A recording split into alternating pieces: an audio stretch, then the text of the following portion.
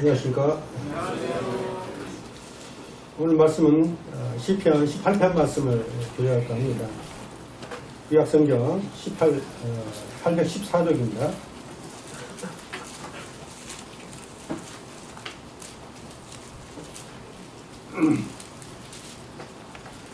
시편 18편 말씀을 제가 이렇게 묵상하는 가운데서 말씀 한번 교제해야겠다고 생각했던 말씀이었는데요. 오늘 저에게 조금 위로가 되고 힘이 되는 그런 말씀이 되어서 성도들과 함께 나누고자 합니다. 시편 18편은 50절의 개인 절로 구성되어 있는 말씀입니다. 고난 중에 있는 성도들이 많이 즐겨 부르는 시편입니다. 50편에 있는 말씀들을 몇 면을 살펴보면 주옥 같은 간증과 하나님의 말씀을 이렇게 구성되어 있는 것을 보면서 이 좋은 말씀을 왜 지금까지 한 번도 교제를 안 했을까 하는 생각도 들었습니다. 이 시편 18편은 다윗이 마지막 그 노년에 이르렀을 때 기록한 시편인데요. 마치 그 인생이 끝날 무렵에 자신의 인생을 이렇게 돌아보면서 유언처럼 회고하는 말씀입니다. 그래서 사무엘하 22장과 거의 동일한 말씀입니다. 이 시편 18편 말씀은 사무엘하 22장을 보면 거의 똑같은 말씀이 이렇게 기록되어 있어요. 18편 이 표제를 보면 이렇게 표현되어 있죠. 인도자를 따라 부르는 노래, 여호와께서 다윗을 그 모든 원수들의 손에서와 사울의 손에서와 건져주신 날에 다윗이 이 노래의 말로 여호와께 아뢰어 이르되, 굉장히 그 긴 표제죠. 시편에서 가장 긴 표제로 되어 있습니다. 18편은 다윗이 영장이란 찬양의 곡조에 맞추어서 한 노래입니다. 그래서 여호와께서 그 자신을 다윗의 삶의 모든 삶 가운데서 원수와 사울의 손 가운데서 구원하신 그 날에 하나님께 드린 찬양의 노래인 것입니다. 이 18편을 묵상하게 되면 다윗이 주님을 만났을 때 대략 한 15세, 20세로 분별하는 그런 느낌인데, 주님을 만나고 난 이후에 주님을 부르실 때까지 70세, 왕이 됐을 때 한 40년 동차는 가운데 수많은 어려움과 시험을 겪었죠. 그런 시험과 어려움 가운데서 건져주신, 그리고 그가 그 삶 가운데서 승리하고 난 이후에 하나님의 사랑을 또 은혜를 기억하면서 주님 앞에 드리는 찬양의 노래인 것입니다. 그가 완전한 그 삶에 완전한 승리를 주셨을 때 다윗은 그 모든 것들이 하나님 앞에서 나온 것으로 생각이 되어서 그분께 감사하고 감격으로 드렸던 신앙의 깊은 고백인 것입니다. 본문 내용을 살펴보자면 첫 번째는 자신의 삶의 근원은 하나님이시다 라고 1절, 2절 이렇게 표현되어 있는 것을 봅니다. 1절, 2절에 자기 자신의 삶 가운데서 하나님께서 어떠한 분이었는가, 그분은 어떠한 은혜를 베푸셨는가를 이렇게 진솔하게 표현하고 있는 것을 봅니다. 1절에 보면 나의 힘이신 여호와여 내가 주를 사랑하나이다. 그의 삶 가운데서 유일한 힘, 그분은 하나님이었다고 고백하는 것입니다. 저도 이 동일한 말씀으로 노년에 이렇게 고백할 수 있는 믿음이 있는 자로 이렇게 서게 되기를 사모합니다. 그래서 그 평생 가운데 힘이 되신 하나님 앞에 내가 주님을 사랑한다고 하는 고백하는 그런 마음으로 첫 절을 시작하는 것을 볼 수가 있습니다. 다윗은 하나님께서 유일한 힘이 되었다. 사람은 이 삶 가운데 살면서 여러 가지를 의지하고 살잖아요. 세상 사람들은 모든 어떤 힘의 근원을 자신의 어떤 부와 또 명예와 권력이나 또 인맥이나 이런 것들을 자랑하면서 살지만 다윗의 삶에 있어서 유일한 힘은 오직 하나님이었다. 다른 것에 연연하지 않고 오직 하나님만이 유일한 힘이었다고 고백한 것을 봅니다. 그리고 그런 삶을 실제적인 삶 가운데서 체험하면서 그 주님을 내가 사랑한다고 고백한 것을 봅니다. 여호와 하나님께서 다윗에게 힘이 되신 그 이유가 뭘까라고 하는 그 내용에 대해서 2절에 표현되어 있습니다. 여호와는 나의 반석이시요 나의 요새시요 나를 건져주신 이시요 나의 하나님이시요 내가 그 안에 피할 나의 바위시요 나의 방패시요 나의 구원의 뿌리시요 나의 산성이시로다. 다윗은 수많은 다윗처럼 그렇게 많은 고난을 당한 믿음의 선지는 아마 몇 외에 다윗이 참 오랜 세월 동안 고난 가운데 있었지 않나 하는 생각이 듭니다. 그러한 다윗이 이 길을 찾을 때마다 가장 그를 보호하고 안전하게 해줄 수 있는 유일한 것들이 무엇이냐고 말했을 때 2절에 있는 여호와는 이렇게 계속 여호와는 이렇게 계속 표현하고 있는 걸 봅니다. 그리고 나라는 표현을 써가지고 유일한 힘의 근원이 되었다는 것들을 표현하고 있는데요. 이것은 그 삶 가운데서 현재에도 계속해서 역사하시는 하나님의 사랑을 표현하고 있는 것을 볼 수가 있습니다. 과거에부터 지금까지 계속해서 하나님께서 자신의 삶에서 그러한 역할을 하셨기 때문에 현재형으로 말하고 있는 것입니다. 나의 자신의 힘이 되신 여호와. 과거에 힘이 되었지만 지금이 힘이 아니다 그렇게 표현한 것이 아니고 현재까지도 나의 유일한 힘의 근원이 되셨다. 하나님의 사랑을 절규하듯 부르짖고 있는 것을 볼 수가 있는 것입니다.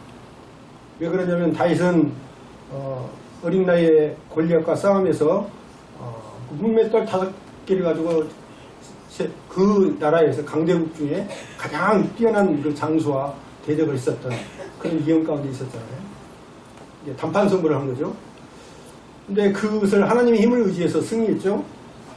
그리고 다윗은 그런 삶 가운데서 하나님의 능력이 참 뛰어나다, 하나님의 은혜다 이라는 그 사실을 알았기 때문에 비록 그 자신은 연약하고 도작하는 자라고 능력이 없는 자라고 생각하지만 하나님을 의지하며 모든 것을 할 수 있다 라는 것을 실제적인 삶 가운데서 깨닫는 것이죠. 그래서 나의 힘 되신 여호와야 내가 주를 사랑하나이라고 선포하는 것으로 시작이 된 것을 볼 수 있습니다.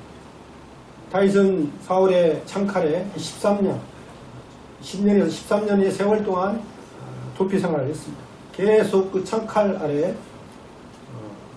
죽음 가운데서 수많은 위험 가운데서 도망쳐야 했던 그 도망자의 생활을 했어야 했던 것입니다. 그의 삶은 어떻게 보면 참 고난의 세월이었던 것을 볼 수가 있습니다. 그래서 그 고난의 세월을 표현하기를 3절에 이렇게 표현하고 있습니다. 시적인 표현으로 내가 찬송받으실 여호와께 아뢰리니 내 원수들에게서 구원을 얻으리로다. 사망의 줄이 나를 얻고 불의의 창수가 나를 두렵게 하였으며 수월의 줄이 나를 두르고 사망의 올무가 내게 이르렀도다. 다윗은 죽음을 사냥꾼으로 묘사하고 있는 것이죠. 그리고 본인은 사냥을 당하는 사냥감 대상으로 이렇게 묘사하고 있을 정도로 그의 삶 가운데는 항상 죽음이 도사리고 있었던 것을 볼 수가 있었습니다.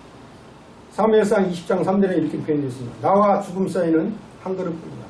죽음과 생명 사이에 한 걸음 사이에 내가 살아가고 있다는 사실들을 고백한 것처럼 그런 육체적인 죽음을 늘 가까이 다루고 살았던 그런 사람이었습니다. 다윗은 도망자의 삶으로서 하루하루 불안하고 괴롭고 힘든 생활을 했을 것입니다. 수많은 일을 넘기게 되면서 그것은 하나님의 도움이 없으면 나는 결코 살아갈 수가 없는 그러한 자이구나 라는 사실을 그가 삶 가운데서 직감을 했어요. 그래서 그런 것을 통해서 경험을 통해서 하나님을 전적으로 의지하는 법들을 배우게 된 것입니다. 믿음의 대표적인 인물은 다윗을 이렇게 표현한 이유가 그러한 삶 가운데서 연단되어 있는 것이죠. 그의 삶이 여러 가지 어려운 가운데서 수많은 이길 가운데서 죽음의 고비 가운데서 견고해야 되는 것입니다. 하나님은 사울보다 더 큰 힘을 가진 분이시기 때문에 자기를 보호해 주실 것이다 하는 믿음 가운데서 2절에서처럼 여호와는 나의 반석이시오 나의 요새시오 나를 건지신 이시오 나의 하나님이시오 내가 그 안에 피할 나의 바위시오 나의 방패시오 나의 구원의 뿌리시오 나의 산성이시오. 하나님께서 보호하시는 여러 가지 모습 하나님 힘을 묘사하는 7가지 표칭이 다 나오는 것이죠. 반석, 요새, 건지시는 이, 바위, 방패, 구원의 뿔, 산성. 하나님의 이 삶 가운데 안전한 것이 있을까 이렇게 고백하고 있는 것입니다. 2차 세계대전이 일어나기 전에 프랑스는 이제 독일의 국경을 따라서 철저하게 방어진리를 구축했습니다. 1927년에 그 요새를 계획해가지고 1936년 9년에 걸쳐서 750km 국경선을 따라서 요새를 건축했죠. 난공불락의 요새를 건축했는데 그때 당시에 국방장관이었던 마지노이에 의해서 구축되었습니다.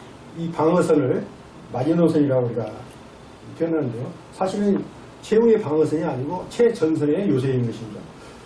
프랑스는 이 요새를 건축하기 위해서 수많은 예산과 돈을 들여서 장기간에 걸쳐서 구축을 했습니다. 1차 세계대전이 끝나고 난 뒤에 엄청난 설계를 가지고 온 힘을 다해서 750km라는 그 긴 기간에 콘크리트 요새를 세웠습니다. 직경 6m 콘크리트 벽을 세웠고 또 전차의 출입을 막기 위해서 설골벽을 이중으로 만들었습니다.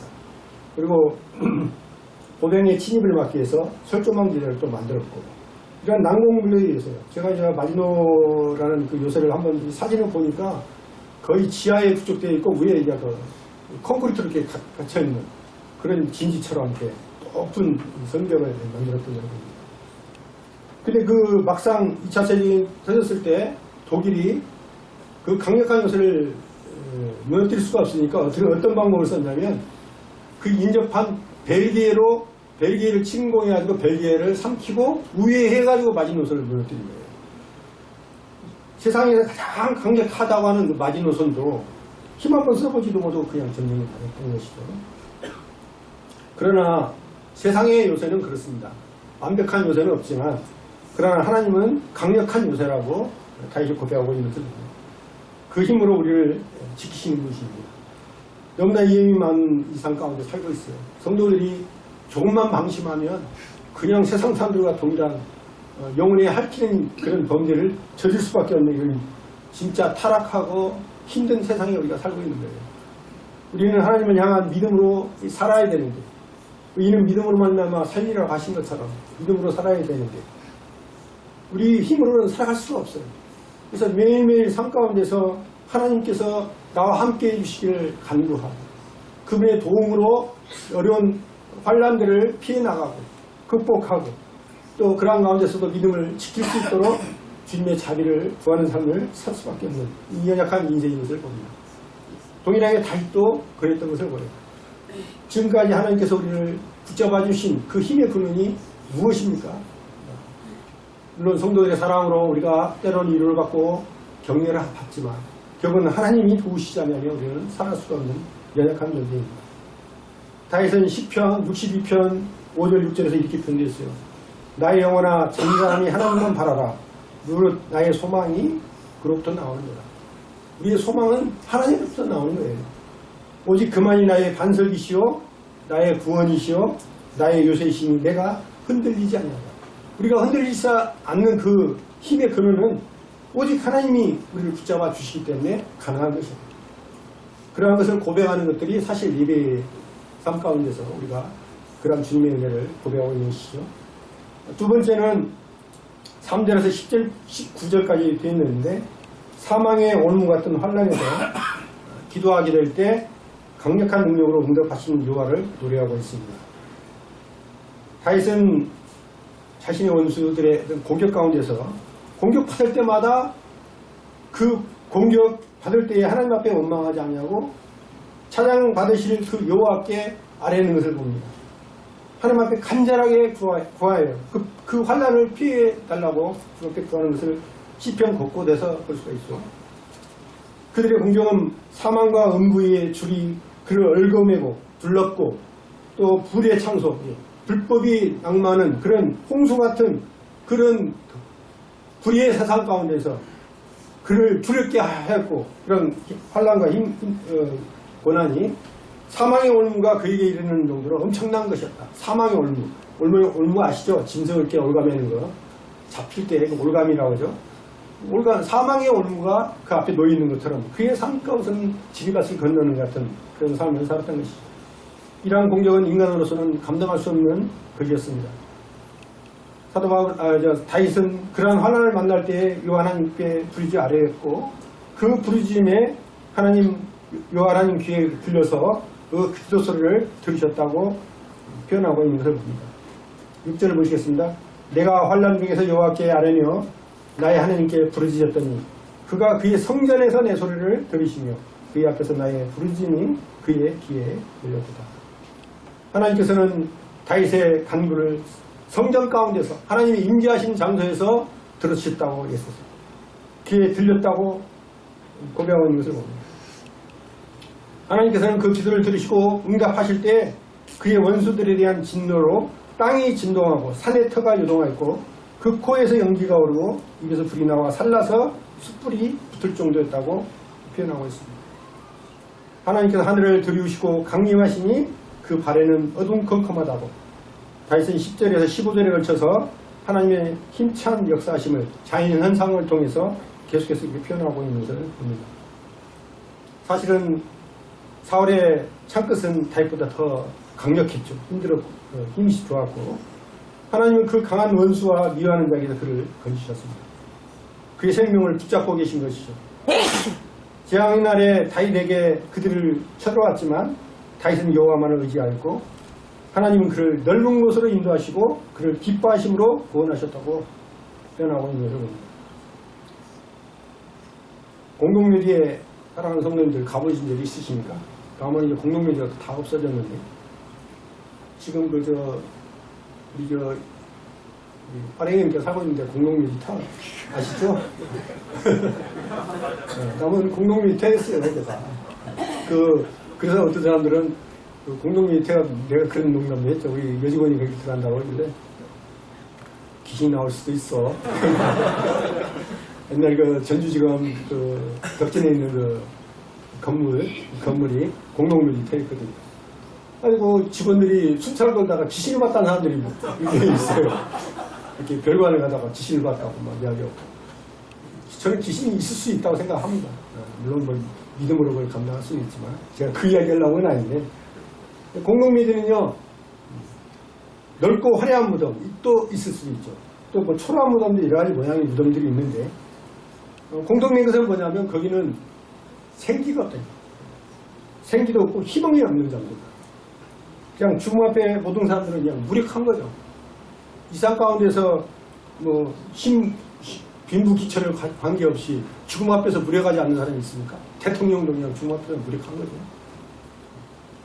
성공의 절정에 있던 사람들도 마치 올무에 잡힌 새처럼 무력한 것이 죽음 앞에서 무력한 인생인 것입니다. 그리스도인에게도 동일하게 죽음은 찾아옵니다. 본반 성도라고서 죽음이 없는 건 아니시죠. 육신의 죽음은 그런 임박한 그런 상황이 있을 수 있죠. 그러나 우리는 절망이 없다는 거예요. 왜냐하면 하나님 앞에서 우리 생명의 보호함을 받기 때문에 우리의 영원한 생명이 우리에게 하나님의 보좌에 보호되어 있기 때문에 우리는 삶의 소망을 가지고 살 수가 있는 것입니다. 그렇기 때문에 우리는 마음으로부터 하나님을 불러서 우리를 구원하시고 보호하시는 하나님의 능력을 구해야 하는 그런 자세로 하나님 앞에 부르짖어야 한다는 것이죠. 근데 우리는 막상 어려움을 처하면 어떤 하나님 앞에 구하는 것보다는 어떤 다른 방법을 해보려고 노력을 하죠. 빅터 프랭클이라는 사람이 있었는데요. 이 사람이 현실력을 만든 유태인입니다. 그분은 유명한 그 아우슈비츠 있죠. 유태인의 죽음의 형무소 그 형무소에서 경험을 하고 책을 썼던 분입니다. 본인이 사형수가 된 것이죠. 비누 재료를 쓰기 위해서 아침마다 독일군들이 독가스로 살포하게 해서 죽었습니다. 거기에 걸린 사람은 그냥 죽는 거예요. 심지폭 겨듣기 독일군이 딱딱딱 선택하면 그 사람들은 다 독가스실로 가가지고 목욕시켜준다고 해가지고 독가스 죽음을 당하는 그분은 그의 시체는 기름을 짜서 비누가 되는 그러한 희망이 없는 진짜 이런 절망 가운데 있는 현실 가운데 있는 그런 현실이 있었습니다. 근데 이제 그분이 뭐라고 했냐면 나중에 이제 전쟁이 끝나고 나서 살아있는 그 사람들의 어떤 공통점을 표현했는데 뭐라고 하냐면 살아있는 사람들은 소망을 버리지 않았다는 것이. 그 상황 가운데 가족들을 그리워하고 돌아갈 것을 꿈꿨던 사람들. 그들이 먹을 물을 주면 그걸 마시는 게 아니라 세수를 했어요. 물 마시면. 그리고 물을 주면 유리로 면도를 한 것입니다. 왜냐하면 독일 병정들이 볼 때 살아있는 소망을 가지고 있는 사람처럼 보이기 위해서 물을 마시는 것보다도 본인의 외모에도 면도를 하는 것에 더 생기 있는 것을 살아있는 것에 대한 소망을 그걸로 표현한 것이죠.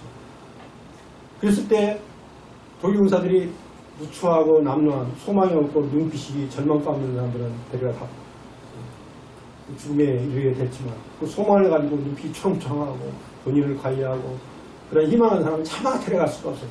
그분들이 살아남은 유일한 사람들이 그런 모습들을 보고 지은 책이 현실법을 만든 빅터 프랭클이라는 사람이 쓴 책에 있는 것입니다. 다윗도 마찬가지였습니다. 위대한 일생을 살았던 이유가 무엇일까요? 그건 간단해요. 6절을 보시면 내가 환난 중에서 여호와께 아뢰면 나의 하나님께 부르짖었더니 그가 그의 성전에서 내 소리를 들으시니 그의 앞에서 나의 부르짖음이 그의 귀에 들렸더라. 이렇게 기록된 것처럼 다윗은 자기 일생을 삶의 기도로 삼았던 것입니다. 다윗의 기도를 특징을 이렇게 살펴보니까 몇 가지 특징이 있는데 첫 번째는 환난할 때에 참 기도를 많이 했던 것을 봅니다. 시편에 많은 그런 내용들이 표현되어 있죠. 평온할 때에도 하나님을 찾았지만 어려울 때에 더욱 하나님을 찾았다는 것입니다. 기도를 통해 하나님으로부터 큰 힘과 위로를 얻었다는 것입니다. 또한 그의 기도는 부르짖는 기도였어요. 마음의 심령의 깊은 곳에서부터 하나님 앞에 간구하는 부르짖는 기도를 통해서 그러한 간절함을 통해서 하나님 앞에 아뢰는 것입니다. 마음의 소원과 기도의 제목을 담아서 하나님 앞에 또 나아가는 기도를 했습니다. 그의 기도는 하나님을 향하여 나가는 성전의 기도였던 것입니다. 그는 하나님이 계신 곳을 바라보고 늘 하나님을 갈망했습니다. 하나님이 계신 곳이라면 어디든지 달려가기를 소망했습니다. 그는 겸손히 엎드려 깊은 기도를 하나님 앞에 드렸던 것입니다. 다윗과 동일하게 우리들도 기도할 수 있는 특권과 자격을 허락해 주셨습니다. 그러한 주 예수께서 놀라우신 이름을 들어서 드리는 간구를 갖고 있죠. 하나님께서 유일하게 우리에게 큰 힘을 주신 게 말씀과 기도인데 우리는 기도를 너무 소홀하지 않나 이런 생각이 듭니다. 기도의 삶, 이게 굉장히 우리 성령의 충만한 삶을 사는 데 필수적인 것입니다. 말씀을 보면서도 기도하지 않으면 뭔가 힘을 잃는 것처럼 새가 좌우 날개가 있어야 균형을 가지고 나는 것처럼 말씀을 충만하게 사모하고 묵상하고 사는데 또 하나님 앞에서 구하는 삶이 없으면 내 아이의 힘으로 살라고 하는 오류를 범할 수가 있거든요. 기도는 하나님 앞에 내어 맡기는 것이거든요. 그런 주님 앞에 내어 맡기는 기도의 삶을 통해서 그의 신앙은 균형을 이루면서 살아갈 수가 있는 것입니다. 나의 작은 심에도 응답하시는 하나님. 성도님들도 많이 경험하셨죠. 저도 도저히 불가능한 일도 오랜 세월 동안 간구하니까 주님께서 치유의 길을 허락하시는 것을 봅니다. 이게 다 제가 경험하면 다른 사람에게 담대하게 이야기할 수 있는 것이죠. 제가 간증할 수 있는 것이죠. 내가 경험했기 때문에. 이론이 아니라 삶에서 제가 체험한 것들을 이야기할 수 있는 것이죠. 우리가 기도의 능력을 맛본 것들을 주 앞에 간증하고 찬양한다면 더시 하나님께서 기뻐하실 거다 생각합니다. 우리 하늘 형제도 사실 본인의 기도와 가족들의 기도와 성도들의 기도를 통해서 하나님께서 역전의 영수잖아요. 항상 카운터펀치를 하나 다 남겨놓으신 거예요. 하늘 형제를 더 크게 쓰시려고 애간장을 많이 태우신 것 같아요. 3년 동안 그렇게 시험도 당하게 하고 눈물로 막 간구했던 것들이 엊그제 같은데 웃을 수 있는 일, 이건 경험하면 그 삶에서 본인이 삶에서 경험했기 때문에 과거에 내가 이렇게 하나님께서 인도하셨던 것들을 내가 경험한 것을 또 새로운 위험에 처했을 때 적용할 수가 있잖아요. 경험을 했기 때문에. 근데 단지 이론만 알고 있는 주님의 능력을, 주님의 사랑을, 은혜를 내 삶 가운데 체험하지 못하면 공허한 하나의 지식일 수밖에 없지 않나 생각이 듭니다. 우리도 동일하게 기도의 사람 다윗처럼 그런 삶을 살기를 원합니다. 세 번째는 20절, 27절까지 말씀인데요. 다윗의 의를 따라 갚으시는 하나님을 노래하고 있습니다. 다윗의 의. 다윗의 의는 무엇일까요? 다윗은 여호와 하나님께서 강력하신 능력으로 자기를 건져주신 것을 노래한 후에 하나님께서 자신의 의와 손의 깨끗함을 따라 상 주시고 갚아주신다고 고백합니다. 다윗의 의는 여호와의 도를 지키고 하나님을 떠나 악을 행하지 않을 뿐더러 하나님의 율례를 버리지 않고 굳게 붙잡는 것입니다. 말씀에 붙잡힌 삶이었다는 것입니다. 하나님 말씀 따라 순종하며 사는 삶. 그게 다윗의 의였습니다. 의로운 것이었습니다. 하나님 앞에서 하나님 말씀을 붙들고 의로운 삶을 살고자 발버둥 치고 노력했을 때에 하나님께서는 다윗의 의와 손의 깨끗함을 따라서 보응하셨다고 표현하고 있는 것입니다. 그것이 21절에서 23절 나와있죠. 한번 읽어보겠습니다. 20절 여호와께서 내 의를 따라 상 주시며 내 손의 깨끗함을 따라 내게 갚으셨으니 이는 내가 여호와의 도를 지키고 악하게 내 하나님을 떠나지 아니하였으며 그의 모든 규례가 내 앞에 있고 내게서 그의 율례를 버리지 아니하였습니다. 여기서 보면 그의 율례, 하나님 말씀을 버리지 아니하였다고. 예를 들어서 하나님 말씀에 순종해야 하고 안 해야 할 부분이 있잖아요. 근데 하나님 말씀에 순종하게 되면 나에게 불이익이 올 때가 있어요. 선택의 문제가 있을 때가 있어요. 그래야 했을지라도 어떠한 환경에 있든 간에 하나님의 말씀은 버리지 않았다는 것은 하나님 말씀 그대로 행했다는 거예요. 순종은 액면 그대로 받아들였다는 것이죠. 타협하지 않았다는 것이죠. 다윗이. 그래서 그러한 고백을 할 수가 있는 것입니다. 그리고 27절 말씀 보시겠습니다. 주께서 곤고한 백성을 구원하시고 교만한 눈은 낮추신다. 주님께서는 가난하고 심령이 공고한 사람, 그런 사람을 또 그 연약한 자의 기도를 외면치 않으시는 것입니다. 제약 가운데 있다 할지라도 그 제약 가운데 있는 자기 자신을 주님 앞에 토로하고 간절하게 구하는 것을 주님께서는 결코 외면하지 않으십니다. 공고한 백성은 구원하시고 교만한 눈은 낮추신다. 겸손하게 하나님 앞에 구했을 때 그 삶 가운데서 그 의를 따라 갚아주시는 하나님을 볼 수가 있습니다. 잠언 6장 16절에서 19절에 보면 하나님께서 싫어하시고 미워하시는 것에 대해서 표현되어 있는데요. 여호와께서 미워하시는 것 곧 그의 마음에 싫어하는 것이 옛일곱 가지이니 곧 교만한 눈, 그 다음 눈은 교만하면 안 되겠죠. 거짓된 혀, 진실을 이야기하겠죠. 무죄한 자의 피를 흘리는 손, 억울하게 단 사람에게 죄를 뒤집어 씌우는 손, 악한 계교를 꾀하는 마음, 상대방에게 죄를 범하도록 하는 악한 마음, 빨리 악으로 달려가는 발, 악으로 달려가는 발과 거짓을 말하는 망령된 증인 및 형제 사이를 이간하는 자입니다. 형제 사이를 이간하는 자입니다. 참 주님 앞에서 싫어하는 것입니다.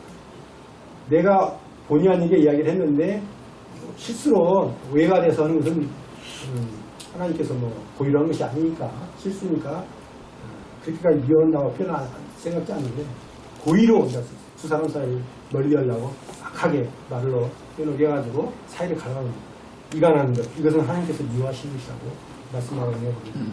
우리가 경계로 삼아야 할 하나님이 위하시는 정말 무서운 제약들이 잠언 6장 16절에서 19절에 기록되어 있습니다. 네 번째는 28절에서 42절 말씀인데요. 다윗에게 전쟁에서 승리하게 하시는 하나님을 노래하게 했습니다. 승리의 하나님을 노래하였습니다. 다윗이 가는 길에서 주께서 그의 등불을 켜서 그의 흑암을 닫게 해주셨습니다. 다윗은 삶의 등불이 되신 주님을 의뢰해서 적군을 달리고 또 하나님을 의지하고 담을 뛰어넘습니다. 여호와의 하나님의 도와 말씀은 완전하게 티 없이 아름답고 순수해서 그에게 피하는 자의 방패가 되십니다. 하나님 말씀을 의지해서 피하는 사람을 결코 하나님께서 버리지 아니하십니다. 방패가 되어주십니다. 여호와는 진정 하나님이시오 참된 반석이십니다. 하나님께서 주의 구원하는 방패를 통해서 주의 오른손이 다윗을 붙들었고 또 주의 온유함으로 그의 원수를 목전에서 원수들보다 크게 하셨습니다. 여호와께서 그의 걸음을 넓게 하셨고 실족지 않게 지키셨습니다. 하나님께서 다윗이 원수들을 정복해서 이길 수 있도록 능력으로 그에게 띠띠우시고 또 그를 치려는 자를 굴복시키셨습니다. 그래서 다윗은 저희를 바람 앞에 티끌처럼 부서뜨리고 거리에 진흙같이 쏟아버렸습니다. 이러한 표현들은 다윗이 자신이 평생 동안 전쟁터에서 전쟁을 하면서 적군과 싸워 이긴 과정들을 표현할 때 하나님께서 그를 직접 붙잡으시고 전쟁에 필요한 모든 것들을 공급해 주시고 또 자신을 가르쳐 전쟁해서 적을 완전히 정복한 것으로 고백하고 있는 것을 봅니다. 사랑하는 성도님들, 저와 성도님들 다 모두 우리가 하는 모든 일 가운데 하나님께서 우리를 직접 인도하시고 지도하시고 승리케 하셨다는 고백이 마지막 3 나눔 가운데 고백이 이루어지기를 원합니다. 28절 보시겠습니다. 28절 주께서 나의 등불을 켜시며 여호와 내 하나님이 내 흑암을 밝히시리라. 내가 주를 의뢰하고 적군을 향해 달리며 내 하나님을 의지하고 담을 뛰었느니라. 세상만사에 딱 고비라는 게 있는데요. 고비를 잘 넘기면 성공하게 되지만 잘 넘기지 못하게 되면 실패가 되는 경우가 많습니다. 밤이 깊으면 새벽에 가깝듯이 성도들은 시련과 고난의 법을 잘 지혜롭게 넘겨야 승리하는 삶이 이루어지는 것입니다. 신앙생활에도 위기와 고비가 많아 모임을 떠날 수밖에 없었던 여러 가지 시험이 올 때가 있습니다. 근데 여섯 성도님들이나 저나 아직까지 붙어있는 거 보면 승리한 것이죠. 그죠? 여러 이유로 사람들이 세상을 떠납니다. 교회를 떠나고 주님을 떠나죠. 기도조명에 올라와 있는 많은 모임생활을 하지 못한 성도님들이 어떤 시험에 있어서 떠나간 것이다. 근데 그 고비를 잘 넘길 때 그 신앙의 뿌리 깊은 나무처럼 견고해지지만 고비를 못 넘기게 되면 무엇인지는 모르지만 그 시험이 여러 가지 시험이 있겠지만 그 신앙은 맛을 잃은 소금처럼 또 때로는 향기를 잃은 백합처럼 쓸모없게 되는 것이죠. 33절 보시겠습니다. 33절 나의 발을 암사슴 발같게 하시며 나를 나의 높은 곳에 세우시며 내 손을 가르쳐 싸우게 하시니 내 팔이 놋팔을 당기도다. 암사슴은 신속하게 움직이는 짐승입니다. 성 어스틴은 사슴의 발을 표현할 때 거추장스러운 것들을 다 벗어 던지고 가볍게 달리는 모습을 암사슴의 발 이렇게 이야기합니다. 암사슴의 뒷다리는 숫사슴의 뒷다리보다 더 반듯하대요. 그러니까 더 빨리 달린다고 합니다. 험난한 그 계곡 같은 데서도. 암사슴의 발굽은 또 단단해서 바위가 많은 산악에서 잘 달릴 수 있는 구조로 되어 있답니다. 이것은 무엇을 의미하냐면 우리가 하나님과 연합할 때 하나님 힘으로 승리하는 삶을 살 수 있다는 것을 상징적으로 보여주는 것입니다. 내 힘만 가지고 험하고 높은 산에 올라갈 수가 있는 것이 아닌 것입니다. 높은 곳에 오를 수 있으면 하나님께서 나의 발을 암사슴 발처럼 강하게 하시기 때문에 그렇습니다. 전쟁체 유리한 곳에 세우시고 또 방패를 주시고 놋으로 된 활을 당길 수 있는 힘을 주신다고 표현하고 있는 것입니다. 35절 36절 보시겠습니다. 또 주께서 주의 거원한 방패를 내게 주시며 주의 오른손에 나를 붙들고 주의 언약에 나를 붙게 하셨습니다. 내 걸음을 넓게 하셨고 나를 실족지 않게 하셨네요. 다윗은 연이 닥칠 때마다 앞날 하나님 앞에 하나님 손에 맡겼습니다. 왜냐하면 하나님 손이 가장 안전한 사실을 그가 체험적으로 알았기 때문에 그랬습니다. 찰스 윌리엄스라는 사람은 이렇게 표현했어요. 그리스도인은 세상의 제약 속에서 승리를 이끄는 존재다. 참 멋진 말인데요. 세상 제약 가운데서 승리를 이끌 수 있는 존재는 그리스도인밖에 없다. 이건. 왜냐하면 승리할 수 있는 분은 주 예수 그리스도밖에 없는데 그분의 도를 따르고 그분의 제자이고 그분의 삶을 사모하는 구원받은 성도들 그리스도인들만이 이 삶 가운데서 승리를 이끌 수 있는 그 가운데서 불을 밝힐 수 있는 맛을 잃은 세상 가운데서 맛을 내게 하는 소금과 같은 존재라고 말씀하고 있습니다. 여기서 실족이라는 단어가 나와 있는데 실족은 헛디뎌 넘어지는 것을 말하죠. 미끄러져 넘어지고 장애물에 걸려 넘어지게 실족은 위험하다. 다칠 수도 있고 죽음에 이를 수도 있습니다. 그러나 하나님께서 약속한 것은 우리 발을 실족하지 않도록 하신다고 합니다. 넘어지지 않도록 하신다는 것입니다. 또 혹 넘어질지라도 하나님께서 우리를 일으켜 세워주시는 겁니다. 불확실한 시대를 살아온 우리는 어떻게 보면 늘 불안 가운데 살아요. 오늘은 주님 안에 있을 때 성도들하고 격려할 때는 참 평안하고 세상 근심 걱정이 없고 좋죠. 그렇죠? 근데 이제 세상에 접해서 막 환경이 막 어려운 가운데 막 밀려 넘치잖아요. 막 두려움 가운데 빠지는 거예요. 어떻게 살아야지? 걱정되고 염려하고 그러니 이렇게 연약한 인생인 것입니다. 그러나 하나님께서 그 실족에 이르기 위해서 그를 건져주신 것처럼 우리의 삶 가운데서 하나님의 손길 가운데 안전하게 지켜주시다는 사실을 믿음으로 받아들이시기 바랍니다. 마이클 그리피스라는 사람이 선교사를 지원했을 때 많은 주위의 사람들이 말렸어요. 선교사를 가면 안 된다. 뭐라고 표현했냐면 내가 이제 에스키모에게 선교를 가겠다 하니까 북극에 가면 얼어 죽어 이렇게 이야기했어요. 주위의 사람들이 걱정해가지고. 동남아시아 열대지방으로 가서 선교 일을 하겠다고 하니까 거기는 콜레라 같은 전염병으로 많이 죽을 거야. 남미 아마존에 간다고 하니까 거기는 식인종들이 많아갖고 잡혀먹을 수도 있다고 해. 미국에서 선교 온다고 하니까 그거는 권총이 너무 남발, 권총 농도마다 총에 맞아 죽을 수도 있어. 이렇게. 어디 가나 죽을 수밖에 없는 걱정하는 인생이죠. 그러나 그리스는 이런 생각을 했습니다. 죽는 방법은 여러 가지인데 분명한 것은 여러 번 죽는 게 아니라 딱 한 번 죽을 것이다. 한 가지 방법으로 한 번 죽잖아요. 그러나 사망과 생명의 열쇠를 가지고 있는 분이 주님이시기 때문에 주님이 허락하시지 않으면 내가 죽지 않겠다. 그 위험 가운데 우리가 피할 수 있지 않겠냐 하면서 선교를 자원해서 갔다고 합니다. 사명을 감당하는 자는 죽음을 두려워할 필요가 없는 것입니다. 그런데 그 믿음 가운데 간다면 참 우리는 성숙한 믿음이죠. 죽음까지도 주님 앞에 내어를 끼고 사망과 음부에서 계신 주님 앞에 그분의 삶에 그분의 인도하심에 온전히 내어 맡기는 삶. 그게 아마 제일 성숙한 성도의 삶이 아닌가 이런 생각이 듭니다. 37절에 이렇게 표현되어 있습니다. 내가 내 원수를 뒤쫓아가려니 그들이 망하게 되는 돌아서지 아니하리라.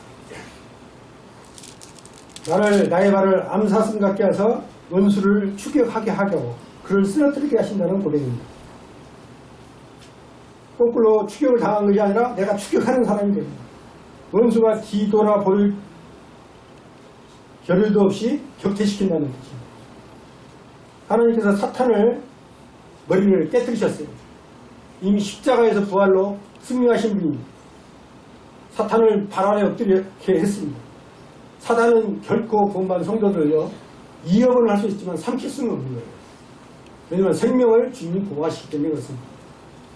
두렵죠. 사탄이 위협하고 귀신들이 위협하고. 그러나 그 생명을 주관하신 하나님께서 붙잡고 있기 때문에 두려워할 필요가 없는 거예요. 하나님께서 승리하신 것처럼 그는 승리했다고 고백하기 때문입니다. 다섯 번째는 43절에서 48절까지 말씀이에요. 이방민족이 다윗에게 복종하시는 하나님을 우려하고 있습니다. 점점 지경이 넓어가죠.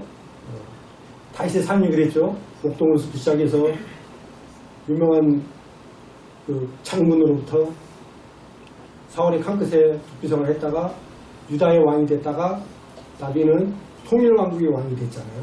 점점 그의 삶이 그의 믿음이 보폭이 넓어가지고 나중에 이방민족들이 그 앞에 굴복하는 그런 모습들을 표현하고 있는 것입니다. 자기가 경험하고 대해보하면서 얘기하는 얘기죠. 하나님께서 다윗을 백성이 다툰 가운데서 건지셨을 뿐만 아니라 열방의 으뜸으로 삼으시는 축복을 허락해 주셨습니다. 다윗을 알지 못하는 수많은 백성들, 이방민족들이 다윗에게 굴복했습니다. 그의 승리의 소문을 들은 즉시 그에 순복하여 복종해 갑니다. 이방인은 점점 약해져가고 자신이 구축했던 그 견고함에서 떨면서 다윗 앞에 무릎 꿇고 복종하며 섬깁니다. 47절에 이렇게 표현되어 있어요. 그들이 내 소문을 들은 즉시로 내게 청종하며 이방인들이 내게 복종하리이다. 복종이란 말은요, 항복하는 거와 똑같은 거죠. 과거에는 이방민족들이 자기를 이겨냈지만 이제는 그의 삶 가운데 하나님께서 승리케 하심을 통해서 이방민족의 그 이름을 통해 소문을 듣고 굴복하는 그 이염을 나타낼 수 있도록 은혜를 베푸신 데까지 이르게 합니다. 이방의 모든 나라 왕들이 자신에게 굴복하여 복종하는 걸 보면서 여호와께서 생존하심으로 자신의 반석을 찬양하게 되고 내 구원의 하나님을 높인다고 고백하고 있는 것입니다. 다윗은 자신의 노년에 자신의 주변의 이방 나라들을 정복했던 과정들을 회상하는 거예요. 여러 민족들 굴복했잖아요. 굴복시켰잖아요. 그런 놀라운 하나님의 은혜를 생각하고 여호와의 하나님의 그 섭리를 생각하게 되면서 2만 민족들을 복종케 하신 그 하나님을 아름답게 높이고 있는 것을 봅니다. 하나님 앞에 기도로 원수를 하나님께 맡기는 사람은 원수의 등을 보게 해주십니다. 다윗이 사울의 기름 부은 자라고 자신의 손으로 치지 않냐고 하나님께 맡길 때에 사울의 등을 다윗이 보게 할 수 있잖아요. 다윗은 사울의 등을 봤잖아요. 그러나 치지 않았죠. 하나님 말씀을 순종했기 때문에. 나홈서 1장 2절에 이렇게 표현되었어요. 여호와는 질투하시며 보복하시는 하나님이시며 여호와는 보복하시며 진노하시되 자기를 거스린 자에게 여호와는 보복하시며 자기를 대적하는 자에게 진노를 품으십니다. 엘 게물로트 보복하신 하나님. 저도 이걸 흔치 않는 단어인데요. 엘 게물로트 여호와는 보복하신 하나님이다. 에레미야 51장 56절에도 동일한 말이 있어요. 여호와는 보복의 하나님이시니 반드시 보응하시도록. 성도들한테 보복은 아니고 내 대적을 보복하신다는 거예요. 하나님께서 우리를 지키시며 나를 괴롭혔던 원수들을 맡기니까 보복해 주신다는 거예요. 내 대신 다 쓸어 넘어뜨려 그 대응해 주시겠다고 하는 것이죠. 엘 게물로트 원수를 갚아주실 뿐만 아니라 우리를 으뜸게 하시고 높여주시고 원수들이 소문을 듣고 스스로 굴복하도록 하시는 하나님. 마지막 6번째 49절 50절 말씀입니다. 하나님께서 평생토록 베푸신 은혜에 대한 감사를 노래하였습니다. 다윗은 이제 자신의 삶을 돌아보면서 하나님 베푸신 은혜가 너무 큰 거예요. 죽을 때가 되니까 이러한 과정을 통해서 하나님께 나를 높여주셨구나. 그래서 49절에 그는 이렇게 표현했어요. 49절 여호와의 이름으로 내가 이방 나라들 중에서 주께 감사하며 주의 이름을 찬송해. 여기서 보면 여호와의 이름으로 이렇게 결론을 냈잖아요. 결론적인 표현을 썼는데 앞에서 쭉 있었던 과정들을 회고하면서 이름으로 내가 하나님 앞에 감사하고 찬양한다. 이 모든 것이 하나님의 은혜이구나. 하나님께서 베푸신 놀라운 사랑이었구나 라는 사실을 고백하고 있는 것입니다. 그의 믿음의 결정체였죠. 우리가 마지막 때 주님 나라로 가기 전에 이런 고백을 하면서 주님 부르심 받는 얼마나 좋을까 라는 생각이 했습니다. 하나님께서 이 은혜를 자신뿐만 아니라 그 후손에까지 지속시켜 주시겠다고 하신 것에 대한 감사합니다. 50절 여호와께서 그 왕에게 큰 구원을 주시며 기름 부은 자에게 인자를 베푸시며 영원토록 다윗과 그 후손이다. 다윗과 그 후손. 이 후손은 예수 그리스도를 상징하고 있는데요. 다윗의 족보를 통해서 예수님이 오셨잖아요. 하나님께서는 기름 부은 자에게 인자를 베푸실 때 영원토록 다윗과 그 후손에게 베푸신 것처럼 구원받은 성도들의 삶도 그렇게 인도하실 것입니다. 다윗은 자신의 인생의 대단원의 막을 내리는 시점 가운데서 하나님께서 베푸신 너무너무 크고 놀라운 은총과 복을 회상하게 되면서 이 복이 자자손손 계속될 것을 생각하면서 여호와의 높으신 이름을 송축하고 있습니다. 다윗은 49절에 감사와 찬송을 받으신 하나님이라고 찬양하였고 50절에는 주권자에게 큰 구원을 베푸신 하나님, 큰 구원이라는 표현이 있어요. 다른 신약 성경에도 큰 구원이라는 표현이 있잖아요. 보통 구원이 아니죠. 큰 구원. 왜냐하면 주님의 하나님 자신을 버리는 가서 하나님 구원이 큰 구원입니다. 여호와님은 주권자를 높여주시고 왕에게 큰 구원을 주시며 우리에게 통쾌한 승리를 주시는 분이십니다. 그리고 기름 부은 자, 구원받은 성도들 인자를 베푸시고 또 그 인자가 대대에 이르겠다고 약속하신 것입니다. 신명기 7장 9절에도 동일한 그런 말이 있는데요. 그런즉 너는 알라 오직 내 하나님 여호와는 하나님이시요 신실하신 하나님이시라. 그를 사랑하고 그의 계명을 지키는 자에게 천대까지 그의 언약을 이행하시며 인애를 베푸시되 천대까지 그의 언약을 이행하시며 인애를 베푸시겠다고 합니다. 끝없이 사랑과 은혜를 베푸시겠다고 하는 것이죠. 얼마나 감사합니까? 하나님 은혜에 붙잡힌 자 우리 얼마나 감사합니다.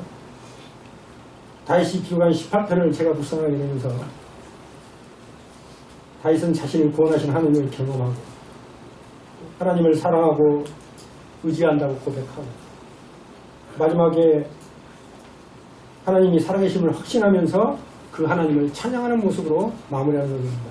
인생의 한 드라마를 이렇게 회고록처럼 써있는 같은 말씀을 생각합니다. 우리들도 동일하게 삶을 마무리할 때 어려울 때 하나님만을 전심으로 의지하고 또 전심으로 헌신해서 하나님이 주신 그 복을 저와 저희 자손까지 우리 구원받은 성도들의 후세대까지 누렸으면 하는 그런 소망과 열망을 가졌으면 합니다. 이 말씀 보면서 한 단어가 생각이 났어요. 에베네셀 하나님이여라. 다시 고백하고 계신 아닙니까? 지금까지 여기까지 우리를 도우신 하나님을 노래하고 찬양하는 것이 아닌가 이런 생각이 들었습니다. 마지막 결론은 예레미야 32장 17절에서 10절 이 말씀을 제가 오늘 예배를 드리고 난 뒤에 말씀을 묵상하면서 순간적으로 봤던 말씀입니다. 이 말씀을 보니까 오늘 제가 드렸던 메시지에 힘들이 다 들어있는 것 같은 생각이 들어서 이 말씀을 어떻게 듣고 싶습니다. 신약성경 1136입니다. 예레미야 32장 17절 말씀. 그래서 17절에서 19절까지 같이 한번 읽어볼까요? 시작. 슬프도소이다 주 여호와여 주께서 큰 능력과 위선판에 전지를 지으셨사오니 주에게는 할 수 없는 일이 없으시니라. 주는 은혜를 천만인에게 베푸시며 아버지의 죄악을 그 후손의 품에 갚으시오니 크고 능력 있으신 하나님이시오 이름은 만군의 여호와시니라. 주는 책략에 크시며 하시는 일에 능하시며 인류의 모든 길을 주목하시며 그의 길과 그의 행위에 열매대로 도우시니라. 사실 예레미야의 기도인데요. 예레미야가 이 기도할 때는 바벨론의 포로로 끌려갈 그런 상황 가운데 처참하게 앞두고 있는 그런 상황이었던 것이죠. 근데 그 예레미야가 기도하는 내용 속에 보니까 그런 환난 가운데 있었어도 하나님이 어떠한 분인 것을 알았기 때문에 예레미야는 그렇게 구할 수 있었던 것 생각입니다. 비록 자기 이스라엘 민족들이 하나님 앞에 범죄하여 이방의 포로가 되어야 할 그런 슬픈 그런 상황 가운데 있었을 때 그럼에도 불구하고 주 여호와여 주께서 큰 능력과 표심팔로 천지를 지으셨기 때문에 천지를 지으신 창조주 하나님이시기 때문에 주께서는 할 수 없는 일이 하나도 없다. 전능자이시다 라는 고백을 했죠. 그리고 주의 은혜를 많은 사람들에게 수많은 사람들에게 베푸시는데 아버지의 죄악을 이스라엘 민족들이 뒤어는 죄악들을 그 후손에도 갚으시지만 그 크고 능력이신 여호와 하나님께서 그의 책략이 크시고 또 하시는 일에 능하시기 때문에 인류의 모든 길에 주목하시고 행위 열매도 보응하신다 이런 말씀이 듭니다. 이렇게 보니까 또 인류의 모든 길 이 말에 우리의 삶 가운데서 지금 인류의 모든 길 지금 우리가 돌아가는 현실 보면요 성경 말씀대로 거대가 되어가고 있어요. 지금 저는 뭐 소망의 은사가 없어서 요한계시록은 뭐 예측하고 뭐 그러지는 못하지만 듣기 봤을 때 지금 이란이 미사일을 갖다가 러시아에다가 좀 단거리 미사일을 주려고 하잖아요. 군사적으로 완전히 유착되어 가고 있는 것이죠. 그죠? 또 터키도 은근 살짝 푸틴과 가깝죠. 국가 방어 전쟁에 준비하는 단계로 거의 흡수해서 가는 거예요. 근데 제 생각은 제 생각을 볼 때는 아직은 조금 더 시간이 필요하지 않나? 그래서 아마 이 5차 중동, 제 생각입니다. 틀릴 수도 있지만 5차 중동정제까지는 안 가고 더 무르익었을 때 그런 관계가 형성이 되지 않았을까. 왜냐하면 러시아하고 좀 우즈베키스탄이죠. 전쟁을 하고 있는 또 여력이 없는 것이죠. 국가방어학 전쟁을 하려는 여력이 아직 없어서 조금 아직은 전쟁이 마치고 난 뒤에 그 후에 적그리스도가 평화를 주장하는 그 무렵 정도에 아마 국가방어학 전쟁이 일어나지 않을까. 제 개인적으로 저렇게 그렇게 분석을 합니다. 개인이 순수한 제 개인적인 생각이니까요. 그러나 그런 수많은 막 그 상황들을 보니까 예측이 안 돼요. 우리의 자녀들도 이러한 평안이 하나님 앞에서 아름답게 섬기는 시간들을 하나님께서 허락하실까? 이런 생각도 들고 그래요. 요새 유튜브를 보니까 막 복음도 막 유난히 많이 전해주는 걸 봐요. 복음도 많이 이제 제대로 된 복음 전하는 사람들 꽤 생긴 거예요. 아, 때가 익어가는구나. 이런 생각들이 들면서 두렵고 때로는 힘든 삶이 예정이 돼 있지만 그럼에도 불구하고 우리를 붙들으시고 계시는 하나님께서는 책량이 크시고 또 하시는 일이 능하시잖아요. 모든 걸 다 해결할 수 있는 전능자예요. 그리고 인류의 모든 길을 주목하신다. 이 말에 참 마음에 와닿았어요. 아까 말씀드리면서 인류의 모든 길, 우리 앞에 펼쳐질 미래의 길에 하나님이 주목하고 계시다는 거예요. 때가 되면 주님께서 카운트다운 하겠죠. 이스라엘에 남아있는 7년의 시계가 가동이 되겠습니다. 이방인의 때가 아무리도 그때 되면 우리는 주님 앞에 드림을 받고 휴거할 날을 사모하면서 그때를 바라보고 사는 것이죠. 그러한 하나님, 비록 환경 자체는 바벨론의 포로로 끌려갈 그런 환경이 있었지만 에레미야 기도 속에서 동일하게 우리 또 다윗의 환난을 겪었던 다윗의 그 기도 속에서 하나님이 어떠한 분인가를 다시 한번 생각되면서 그분을 우리가 찬양하고 감사하고 또 그분 안에 있는 것을 행복해하고 육신적인 것보다는 영적인 것에 가치를 좀 더 두고 주님 앞에 나갔을 때 뭐 한 가지라도 하나님 앞에 내가 요것은 했습니다라고 헐거림이 있어야 할 거 아니겠어요. 너 나를 위해서 무엇을 했냐고 물어볼 거랍니다. 틀림없이 물어볼 거예요. 너는 내가 너를 위해 생명을 허락했는데 넌 나를 위해서 뭘 했냐? 이 말을 했을 때 주님 요거 제가 연약하지만 이건 주님 앞에서 이렇게 했습니다라고 할 수 있는 것을 만들어야겠다는 그런 생각이 들면서 말씀 가운데 부족하지만 10편 말씀이 어렵기는 하죠. 딱딱하기도 하고 하지만 이 말씀을 이렇게 드렸습니다. 감사합니다.